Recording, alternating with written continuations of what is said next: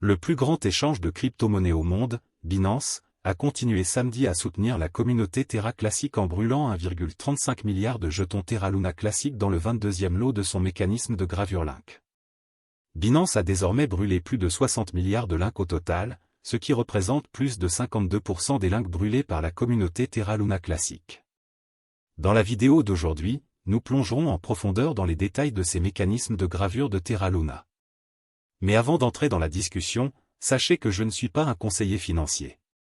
Tout ce que je dis à propos des pièces dont je parle est basé sur mes recherches et mes opinions. Ainsi, lorsque vous investissez dans une pièce de monnaie, je vous recommande de faire un peu plus de recherche pour être plus sûr et de ne pas oublier d'investir judicieusement. Sans trop en dire, entrons dans la discussion. Le 1er mai, Binance a envoyé 1,35 milliard de jetons Terra Luna Classic à l'adresse de gravure. Au cours de la période du 30 avril au 30 mai, Binance a brûlé une somme substantielle de frais de négociation dans le 22e lot du mécanisme de gravure Link. Binance a dépensé des frais de négociation sur les paires de négociation au comptant et sur marge de Link autour de 60,42 milliards de jetons Terra Luna Classic Link. Entre-temps, la communauté Terra Luna Classic a brûlé plus de 116 milliards de Link. Il y a un mois, 1,4 milliard de pièces Terra Luna Classic ont été brûlées par Binance. En raison d'une forte baisse des volumes de transactions en avril, la bourse a perdu 156 000 $ en frais de négociation sur les paires de négociation au comptant et sur marge Link, pour un total de 1,4 milliard. Début mai, les volumes d'échange ont enregistré une baisse similaire. Mais au cours de la dernière semaine de mai, les volumes de transactions ont de nouveau augmenté et les prix ont principalement évolué latéralement autour de 0,00012 $. En parlant du prix de Luna, une récente vente massive sur le marché des crypto-monnaies a fait que les valeurs UST et Link restent sous pression, même après l'incendie de Binance Link. En conséquence, les jetons de l'écosystème Terra Luna Classic ont perdu une partie de leurs gains récents.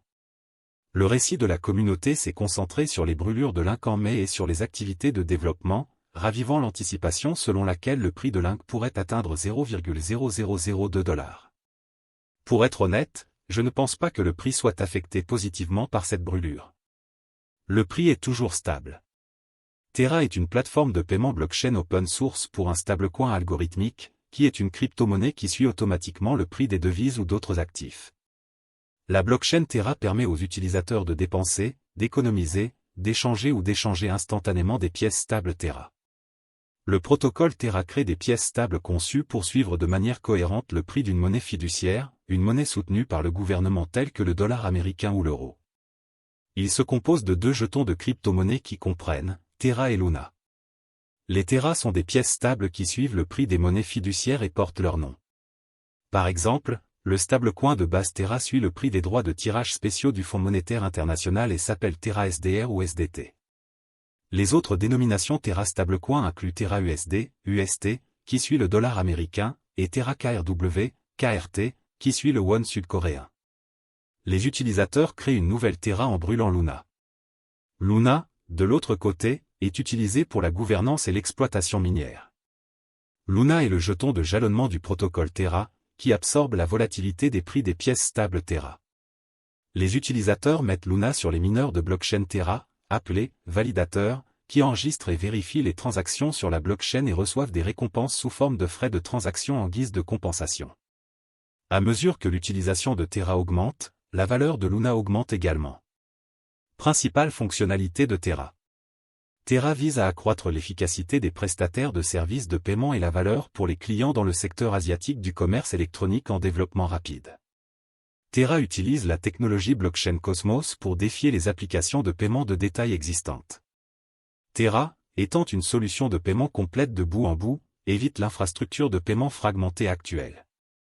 L'utilisation de la technologie de Terra peut permettre aux prestataires de services de paiement d'économiser des centaines de millions de dollars par an. Le réseau cryptographique Terra utilise sa monnaie native Luna comme jeton d'utilité et de gouvernance pour gérer les processus de garantie qui soutiennent et sauvegardent la stabilité des prix des pièces stables de Terra.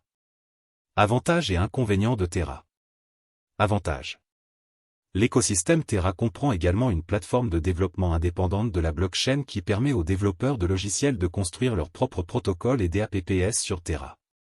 Le protocole Terra prend en charge plusieurs pièces stables liées à des devises. Les jetons Terra Luna aident à stabiliser son stablecoin. Il encourage les échanges entre Luna et les pièces stables pour augmenter ou diminuer l'offre. Terra a présenté encore un système d'épargne et de prêt. Ce protocole permet aux utilisateurs de déposer et de gagner des intérêts sur les pièces stables. Les inconvénients. Terra est toujours à la traîne des grandes initiatives de crypto-monnaies comme Ethereum. La plupart des transactions de crypto-monnaies liées à Terra proviennent de Corée, où résident leurs créateurs. Il est trop tôt pour dire si les monnaies liées à Terra auront un impact ailleurs. Terra est moins décentralisé qu'Ethereum. Cela peut décourager certains puristes de la blockchain. En détail, Terra est un système de paiement qui réside et est construit sur une blockchain. Il a été développé par Terraform Lab, basé en Corée du Sud, fondé en 2018 par Do Kwon et Daniel Shine. Do Kwon était auparavant employé par Microsoft et Apple et a fondé une start-up, Anifi, qui proposait des solutions de réseau maillé sans fil décentralisé. Shine est le fondateur et PDG de la société asiatique de technologie de paiement Shay, partenaire de Terra, et a été cofondateur de la société coréenne de commerce électronique Tmon, également connue sous le nom de Ticket Monster. Dans sa quête pour devenir l'un des principaux fournisseurs de services de paiement stable en e-commerce et de finances décentralisées, DeFi, Terra dispose d'un écosystème en pleine croissance dans l'espace crypto avec 114 projets sur DeFi, Web 3.0 et des jetons non fongibles, NFT. Certains de ces projets comprennent Encore Protocol, une plateforme à rendement fixe avec des rendements d'emprunt et un accès sans friction.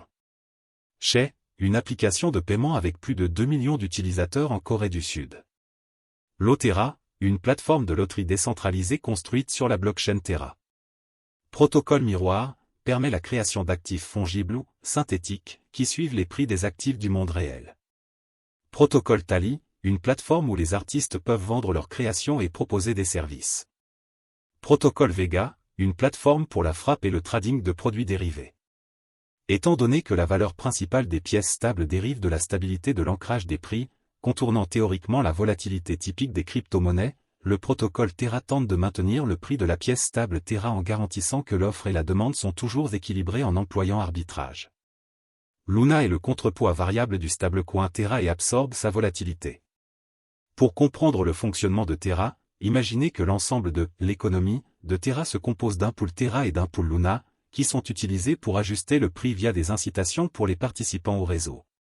Malgré le crash survenu l'année dernière, les développeurs travaillent toujours sans relâche sous le projet pour s'assurer que tout reste bon. Il y a quelques semaines, un article de presse est arrivé sur CoinGap indiquant que les développeurs du classique Terra Luna ont soumis une proposition clé visant à introduire et à stimuler les dérivés de jalonnement liquide. Selon la proposition, les développeurs cherchent à modifier les messages hôtes de compte interchaîne autorisés pour apporter le support de Quicksilver, un protocole de jalonnement liquide interchaîne pour l'écosystème Cosmos.